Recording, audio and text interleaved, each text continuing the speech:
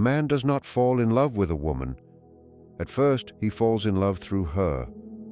The reason a man falls in love originates not in the external world, but in a profound and hidden interior landscape.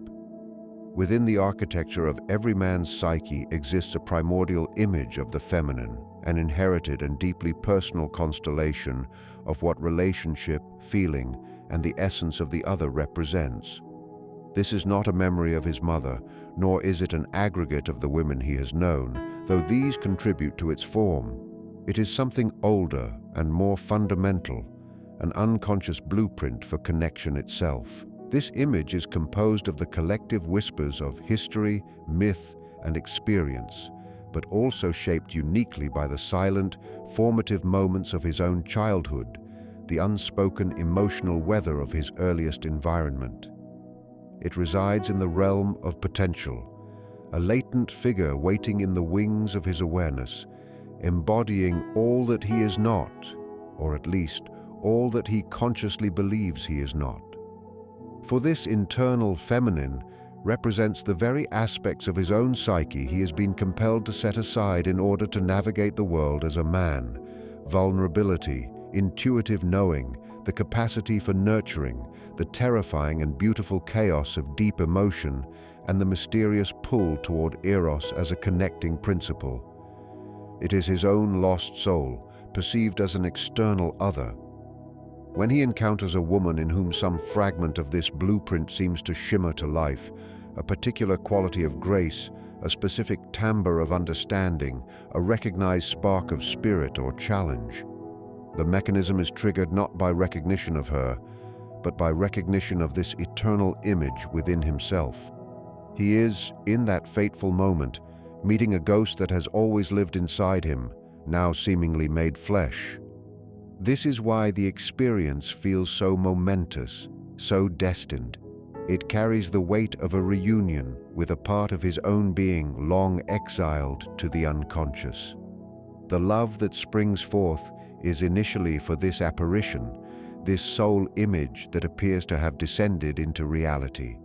The real, living, breathing woman before him is, at this first sacred stage, the canvas upon which this masterpiece from his inner world is projected.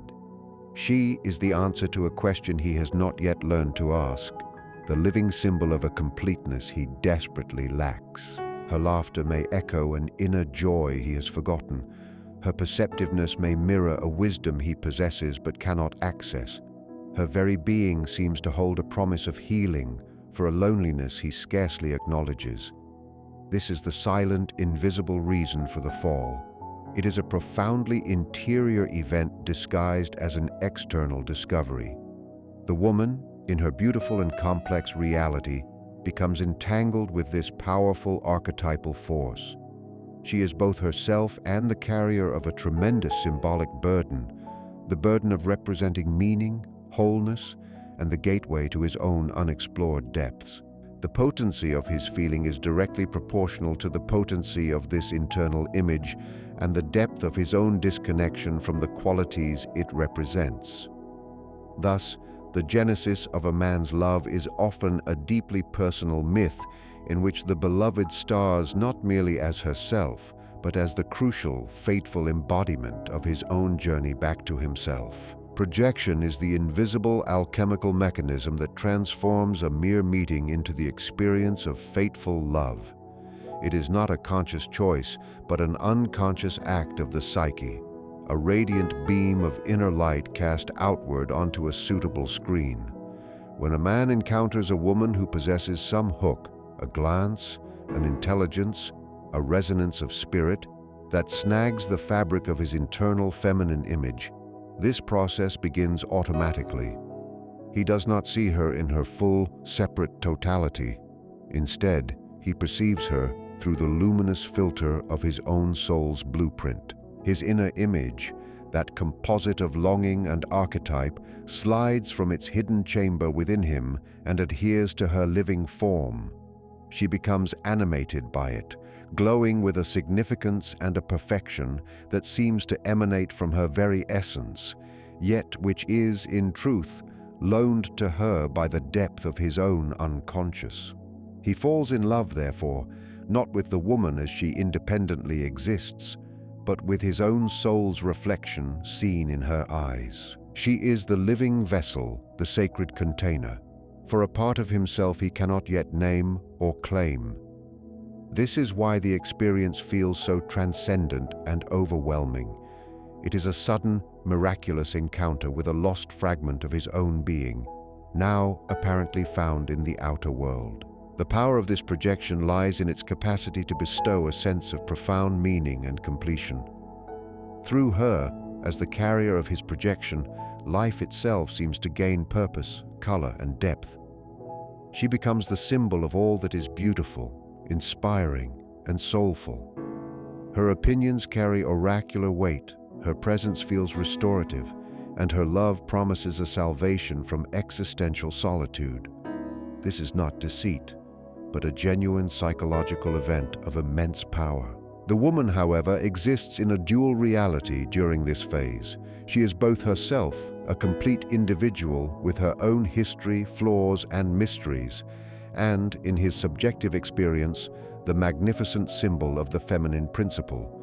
The latter, the projected image, is so brilliant that it often casts the former into a soft shadow. He relates to the symbol, is enchanted by the archetype, and is called to life by the psychic energy it releases within him. The real work of love, which comes later, if it comes at all, depends entirely on what happens when this inevitable, necessary projection begins to waver and withdraw. For it is a temporary state, a sort of divine psychological illusion whose purpose is not permanent fantasy, but instigation. It ignites the relationship and the man's own development, forcing him toward a crisis where he must learn to distinguish the woman from the symbol and ultimately to reclaim the qualities he worshipped in her as latent potentials within himself. This profound act of projection, often mistaken for a simple error in perception or a youthful idealization, is in truth a vital and fateful impulse originating from the deepest strata of the psyche. It is the psyche's own ingenious, if disruptive, strategy to initiate a movement toward wholeness.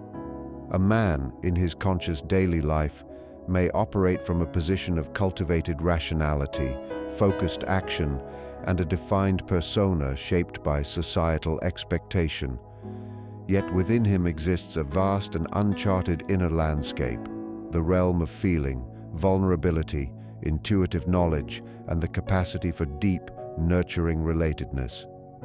These qualities, often exiled in the process of maturation, do not vanish. They coalesce into that potent internal image, and the intense attraction to a woman who seems to embody them is, at its core, the longing of a fragmented self to become complete. He is not merely seeking a partner, but through her, he is unknowingly and compulsively seeking a connection to his own missing depths. The relationship becomes the unconscious theater where this drama of integration is staged. Her emotional responses provoke his own buried feelings to surface. Her way of perceiving the world challenges his rigid perspectives. Her very presence demands a relatedness that stretches him beyond his solitary autonomy. This drive is an expression of the fundamental imperative of the psyche to realize its full potential, to bring the unconscious components into the light of consciousness so that one may become more authentically oneself. The ecstasy and despair of love are the engines of this process. The bliss of the initial union, where he feels completed by her, provides the necessary fuel and motivation to endure the inevitable conflicts that follow. For the state of being in love is not the destination, but the potent catalyst. It creates a container, a compelling bond strong enough to withstand the terrifying yet necessary disillusionment. When he projects his inner feminine onto his partner, he externalizes a part of his own soul, making it an object he can relate to, argue with, adore, and ultimately, through friction and reflection, begin to understand. He is, without knowing it, entering into a relationship with a disowned portion of his own being, using the real woman as a mirror and a guide. The purpose of this painful and beautiful entanglement is to force a crisis where his narrow conscious identity can no longer suffice. The love, therefore, serves a function far greater than companionship or pleasure. It is a summons to a journey inward, a call to reclaim the projected qualities of soul, feeling, and eros, and to weave them back into the fabric of his total personality, thereby moving from a state of unconscious longing to one of more conscious and embodied complexity. In the initial luminous stage of this psychological event, the woman exists for the man not primarily as an independent person, but as a living symbol. She is, in a sense, an apparition of profound meaning, a figure upon whom is bestowed the tremendous weight of representing something far greater than her individual self. This is not a reduction of her humanity, but rather a transfiguration by the light of his unconscious need. She becomes the symbol of life itself in its mysterious, generative, and emotionally resonant form. She symbolizes the meaning that has felt absent from the pragmatic transactions of his daily existence, the inspiration that stirs dormant creative forces within him, and above all, the promise of completion for his sense of inherent incompleteness. Her laugh is not just a laugh, but the sound of joy incarnate. Her intelligence is not just thought, but a sacred wisdom. Her very presence is not merely company, but a sanctuary for his soul. She is experienced as the answer to a question he has carried since boyhood, the embodiment of a world of feeling and connection that has seemed perpetually out of reach. This symbolic perception casts a brilliant, monochromatic light, and within its glow, the intricate details of her true, separate self necessarily exist in a softer shadow. Her individual complexities, her personal history with its wounds and singular triumphs, her own evolving dreams and private fears, all these are, for a time, secondary to the majestic symbolic role she is destined to play in his inner drama. He relates to this symbol with the intensity of a devotee, for it holds the power of salvation from his psychological one-sidedness. The relationship at this stage is profoundly asymmetrical. He engages with the archetype she carries, while she, more often than not, engages with him as a person.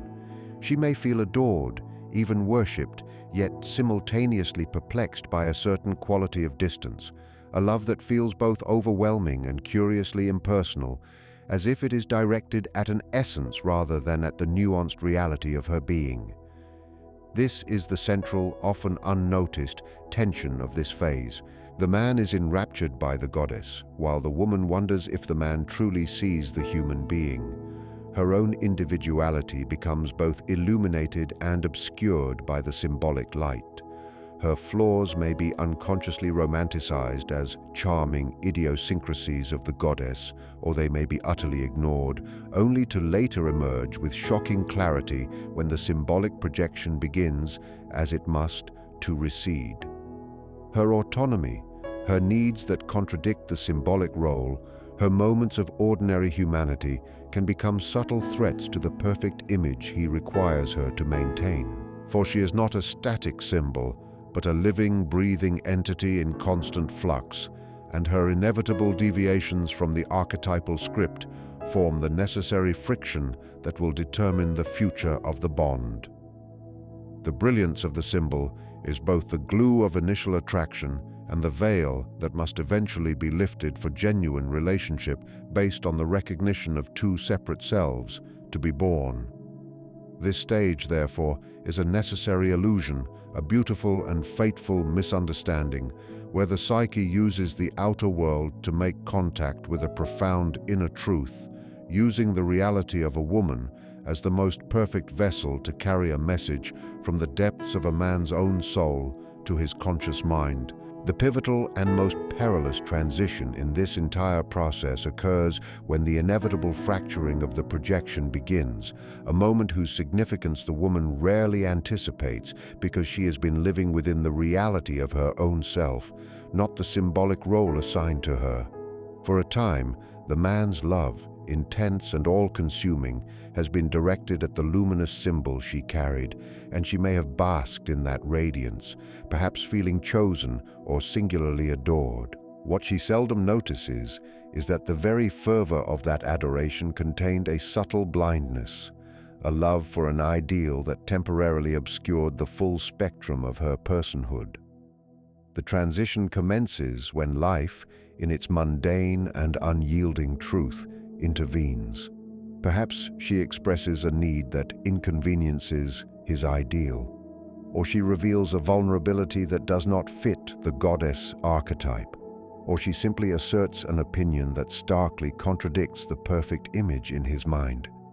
This is the moment of crisis, where the brilliant light of the symbol flickers and the clearer, more ordinary light of day begins to fall upon her actual, separate existence. This fracture is not a failure of love, but its first true test and the necessary condition for its potential maturation. The man stands at a crossroads, confronted with a profound and unconscious choice. One path, often taken, is to interpret this disillusionment as proof that the love was an error. He may withdraw, believing the magic has gone, secretly or openly blaming her for falling short of the ideal he had envisioned. He retreats, his projection now broken, and may seek to transfer that same unconscious image onto another vessel, beginning the cycle anew, forever chasing the symbol and forever disappointed by the human being who cannot sustain its weight. The other path, the road less traveled and far more demanding, is to begin the real work. This work involves a courageous shift in perception. He must learn to see her, not as the symbol of his own completion, but as a separate, flawed, and authentic individual in her own right. He must reconcile the goddess he fell for with the woman who is actually before him, and in doing so, start the arduous task of integrating within himself the very qualities he had projected onto her. This integration is the heart of the transition. It means he must now cultivate from within his own psyche the capacity for the deep feeling, the intuitive understanding, the nurturing relatedness that he once believed only she could provide. He must become, in a psychological sense, more whole himself, so that he can relate to her out of his own fullness, not out of a desperate need for completion. The love that emerges from this crisis, if it does, is of an entirely different order. It is quieter, steadier, and based on the conscious recognition of two distinct individuals choosing each other, not on the unconscious fascination with a soul image. The woman, often unaware of the colossal internal struggle at play, may simply experience a shift from a passionate, perhaps possessive intensity to a love that feels more present, more attentive, and ultimately more real because it is directed at her true self, shadows and all. This crucial transition, therefore, marks the point where the psyche's initial symbolic strategy either collapses into repetition or succeeds in its true aim, forcing a man out of the unconscious enchantment of projection and into the conscious, difficult and rewarding work of building a real relationship with both another person and the unexplored territories of his own soul.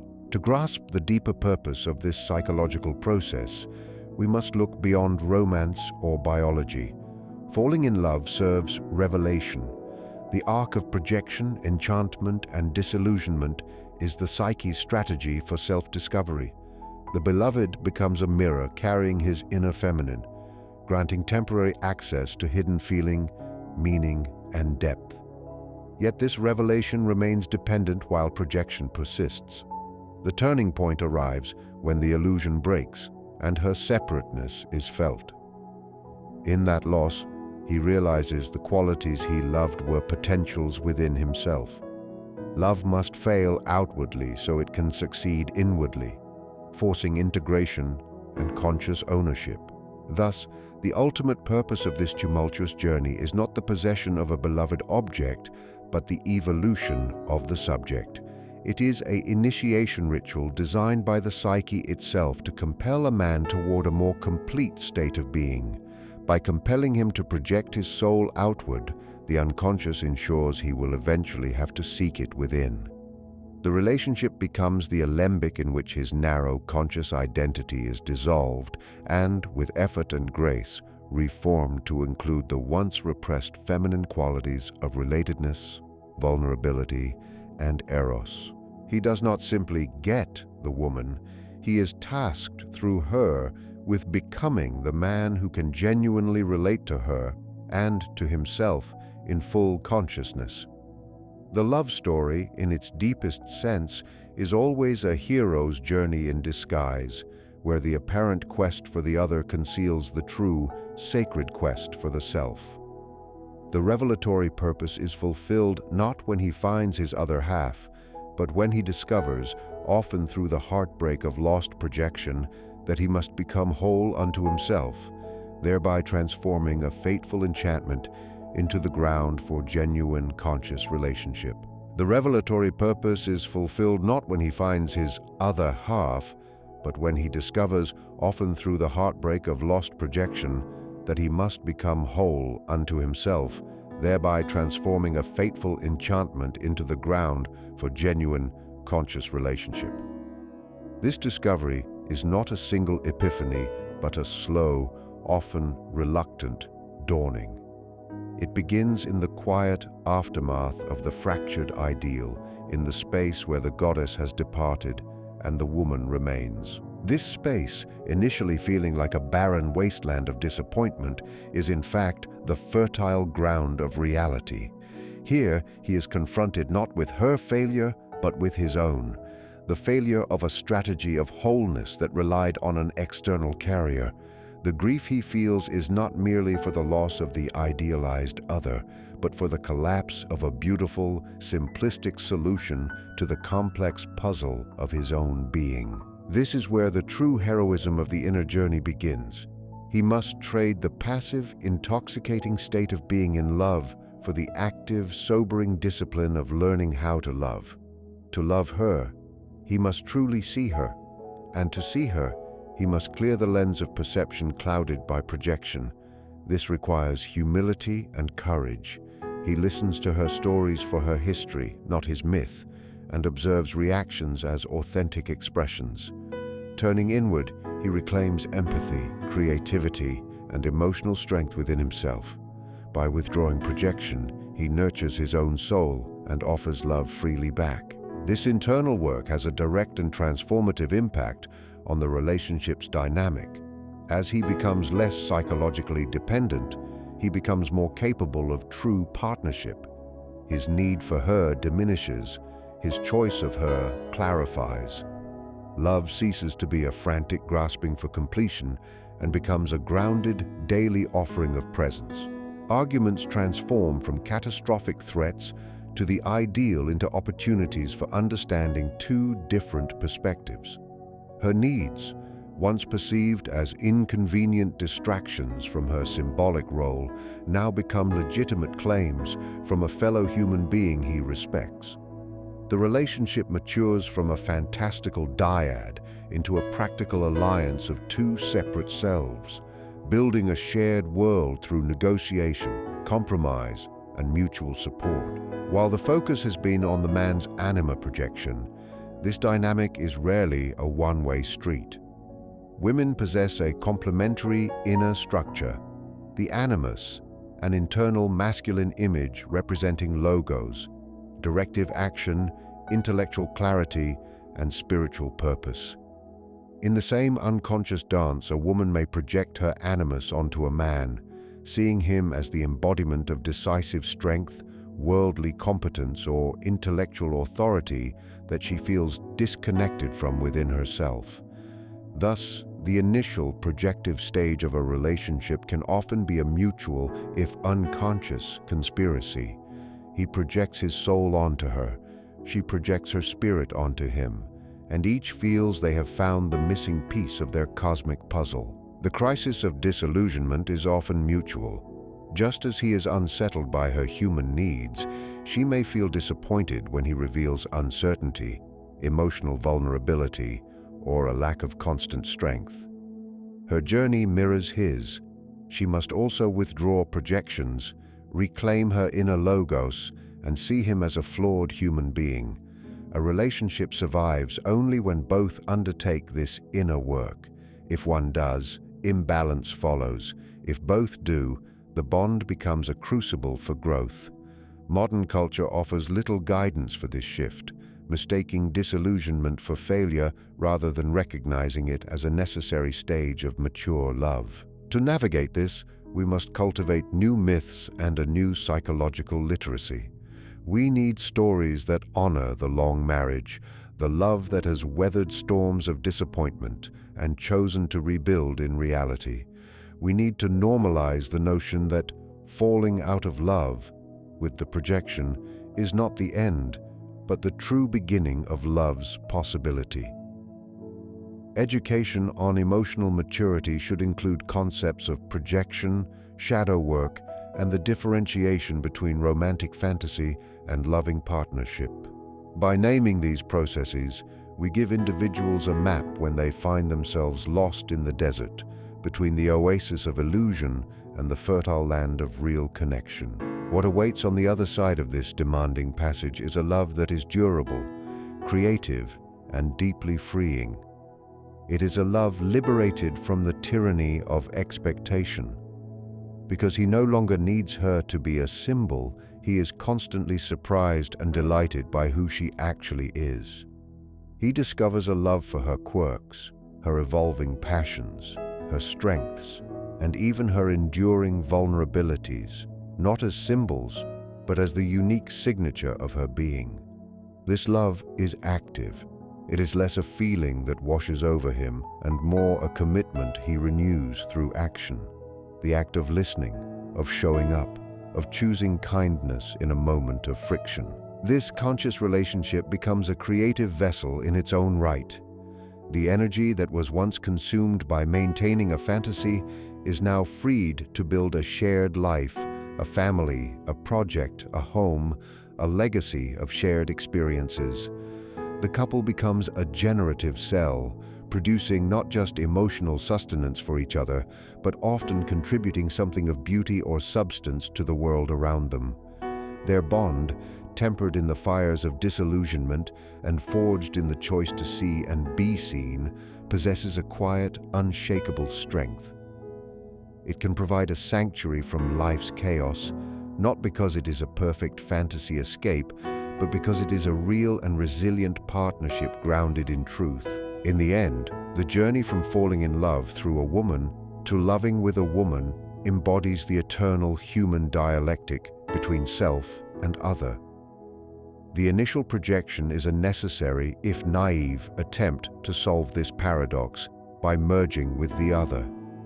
The conscious relationship that can follow represents a mature resolution, a firm standing in one's own selfhood, coupled with a genuine, open-hearted reaching towards another. The man who has traveled this path carries a deep wisdom. He understands that the greatest love affair of his life is, ultimately, the reconciliation with his own soul. The woman he loves is no longer the object of this affair, but its witness, its fellow traveler, and its most precious reward. He loves her not because he needs her to be whole, but because in his wholeness he can fully appreciate the miracle of her separate existence. He has learned the most profound lesson love has to teach, that we must become complete unto ourselves, not to live in isolation, but so that we may connect with another from a place of abundance, generosity, and clear-eyed grace. The enchantment of the beginning was the call. The heartbreak of the middle was the initiation. The conscious love of the end is the hard-won wisdom, the quiet, enduring victory of reality over dream, and the creation of something truly sacred, not a perfect union, but a real and lasting one. Thank you for engaging with this exploration of love's hidden architecture. If this perspective resonated with you and provided value, please consider leaving a like to support the channel. For deeper dives into psychology, symbolism, and the art of living consciously, subscribe to join our community of seekers. Your engagement helps us continue creating content that illuminates the hidden patterns of the human experience.